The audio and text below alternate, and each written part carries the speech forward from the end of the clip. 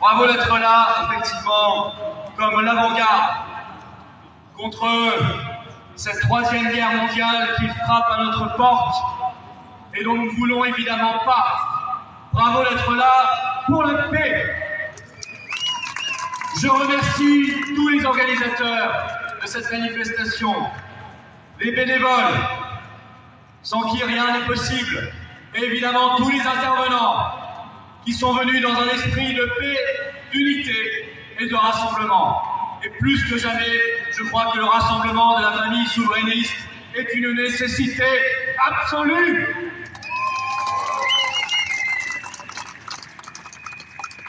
Il s'agit de la première marche nationale pour la paix, et je ne crains pas la dernière, car nous sommes sensibles à ce qui se passe autour de nous, juste sous nos yeux. Je voudrais dire qu'au même moment, alors que nous sommes dans les rues de Paris pour clamer la paix, les patriotes ont organisé des rassemblements de résistants dans des...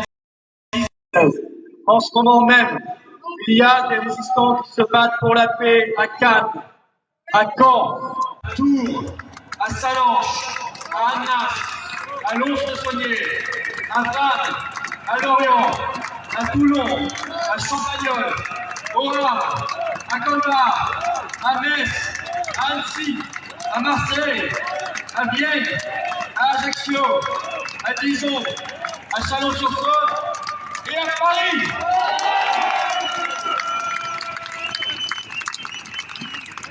La première chose, nous voulons un débat. On n'en peut plus de la propagande de guerre qui dégouline sur toutes les ondes radio et télé. Le mot paix y est banni, interdit, censuré, tabou, diabolisé. Tout discours qui n'est pas hystériquement belliciste est considéré comme complotiste, comme poutiniste, comme extrémiste. Ça suffit, ça suffit.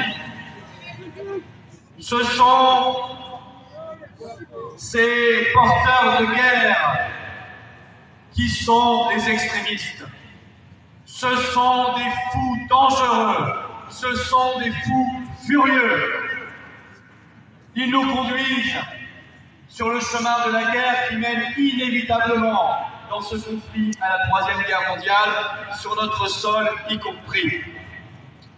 Regardons-les.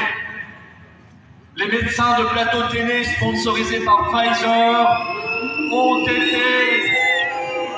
été remplacés par les généraux de l'OTAN et les consultants de défense sponsorisés par l'Union européenne et l'OTAN.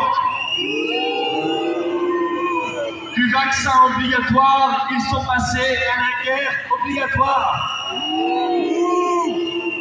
D'une hystérie à une autre. Mais vous voulez la guerre, messieurs? Alors allez faire vous-même la guerre. Messieurs PHL, Robert Ménard, Madame Ursula von der Leyen, Monsieur Enthoven, Monsieur Laurent Alexandre, Monsieur Claude Malhuret, prenez votre pactage, votre petit casque et votre petit uniforme et allez vous battre vous-même dans le Donbass. N'envoyez pas les autres et les fils des autres se faire trouer la peau à votre place. Allez-y vous-même. Soyez en cohérence avec vos bien curieux discours de guerre. Car que nous chantons que cette guerre, c'est du Hollywood, du Walt Disney, des gentils contre les méchants.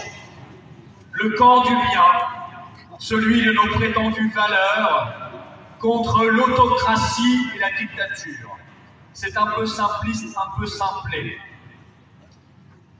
Moi, ça fait des années, et ça fait en réalité 40 ans, 50 ans, que les États-Unis nous chantent la même chanson de la démocratie et des valeurs au bout des missiles et des canons.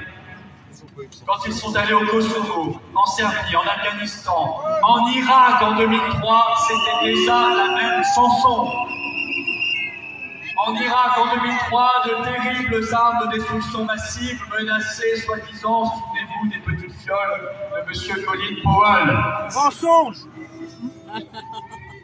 Était-on alors traité de Saddam Husseiniste si on s'opposait à la guerre et qu'on défendait la paix? Non, nous avions juste raison. Et à l'époque, la France avait raison. Tout était bidon, comme aujourd'hui, tout est bidon. Sommes-nous vraiment le camp du bien, de la démocratie, des belles valeurs et des libertés? Vraiment, nous qui avons, par la voix d'Ursula von der Leyen, déjà fermé des chaînes de télévision, une rupture dans notre histoire. Nous, chez qui la ministre de la Culture menace d'enfermer d'autres parce qu'elle déplaise au pouvoir. Nous, qui avons foulé aux pieds les résultats du dernier référendum auquel on a eu droit, c'était il y a 18 ans sur la Constitution européenne. Nous qui avons banni du travail des milliers d'infirmières, de médecins, de pompiers, nous qui avons imposé l'apartheid vaccinal, sommes-nous vraiment le camp du bien, de la démocratie et de la liberté? Bien évidemment que non. Qui se souvient des manifs de Gilets jaunes avec ces équipes épargnées par le pouvoir en place? Nous, on s'en souvient et on sait que ça n'est pas la liberté et pas la démocratie. Cette guerre d'Ukraine est planifiée depuis bien longtemps. Si Hillary Clinton l'avait emportée en 2016 aux États-Unis, elle aurait eu lieu en 2017 ou en 2018 à coup sûr.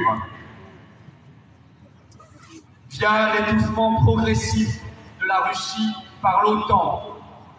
Nous le savons, c'est écrit en toutes lettres dans la stratégie OTAN 2030, c'est la Russie qui ce sera autour de la Chine. Cette guerre sans le gaz, cette guerre sans les armes, cette guerre sans le dollar, cette guerre sans la chute d'un empire qui veut que ses colonies payent à sa place. Malheureusement, nous sommes aujourd'hui de ces colonies.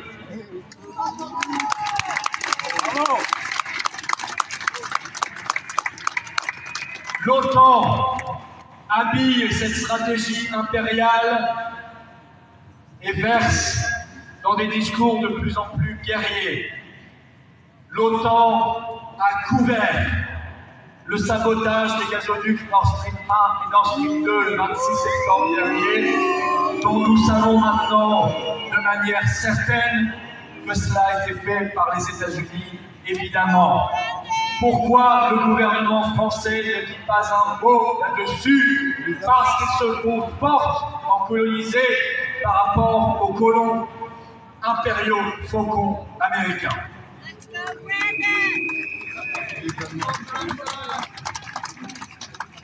L'OTAN n'est pas cette organisation défensive. L'OTAN, c'est la guerre. Quittons l'OTAN. Dissolution de l'OTAN.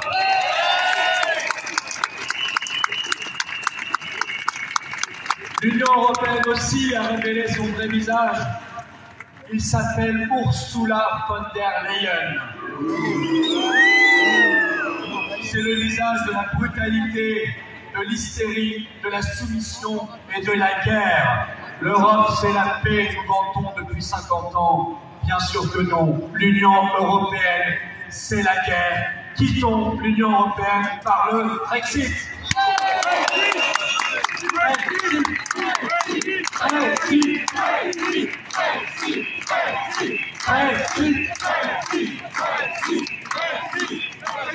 La France, si elle était libre, pourrait et devrait être cette puissance d'équilibre, de sagesse, de raison et de paix dans l'intérêt du peuple ukrainien, dans l'intérêt du peuple russe, dans l'intérêt du peuple français et de tous les peuples du monde. Une France qui ferait le pont entre l'ancien monde anglo-américain et le nouveau monde des BRICS. Une France qui les aiderait à dialoguer et à trouver une harmonie, un équilibre et la paix. Concrètement, exigeons un plan de paix. Et pour y parvenir, exigeons d'abord un vrai débat possible dans notre pays. Si Macron veut déclarer la guerre, alors qu'il saisisse le Parlement comme l'y oblige l'article 35 de la Constitution et qu'il y ait un débat et un vote. Et tout le monde sera forcé de se positionner dans ce choix historique. Arrêtons l'envoi d'armes et d'argent à l'Ukraine de Zelensky. Les chars, les avions, les missiles longue portée et demain quoi? Notre porte-avions Charles de Gaulle et l'arme nucléaire? Cessons d'obéir à M. Zelensky, qui n'est que le pantin agité d'une oligarchie malfaisante qui a pris le contrôle de son pays depuis des années et des années. Arrêtons les sanctions idiotes qui n'apportent pas la paix là-bas, on le sait depuis 2014, et qui apportent ici tant de problèmes et de misère. Ayons un plan de paix par une neutralisation de l'Ukraine, pas d'Ukraine dans l'Union européenne ni dans l'OTAN. Stop à l'élargissement de l'OTAN. Retrait évidemment des troupes russes qui sera permis par ce plan de paix et parce que nous aurons négocié un vrai statut du Donbass. Ça, c'est la condition du bonheur des peuples et de la paix du monde. C'est là-dessus qu'on va travailler. Et c'est contre les discours de guerre qui dégoulinent à la télé et à la radio que nous agir, car ces discours sont stériles, ces discours sont dangereux, ces discours sont la voie de l'escalade vers des choses terribles. Surtout, soyons la France, la vraie France, pas le clone, ni le toutou, ni le caniche de Washington. Soyons cette France de paix, cette France éternelle, cette France libre, indépendante, belle et rebelle. Soyons le peuple français qui se met debout quand l'essentiel est en jeu. Les générations futures nous regardent. Aurons-nous laissé faire l'engrenage de la Troisième Guerre mondiale ou aurons-nous agi pour casser cet engrenage et choisir la paix? C'est le seul choix aujourd'hui que nous devons faire. Ici, nous l'avons fait, nous avons fait le choix de la paix. Nous le ferons jusqu'au bout et de plus en plus dans l'unité et le rassemblement. Vive la liberté, vive la résistance, vive la paix et vive la France libre!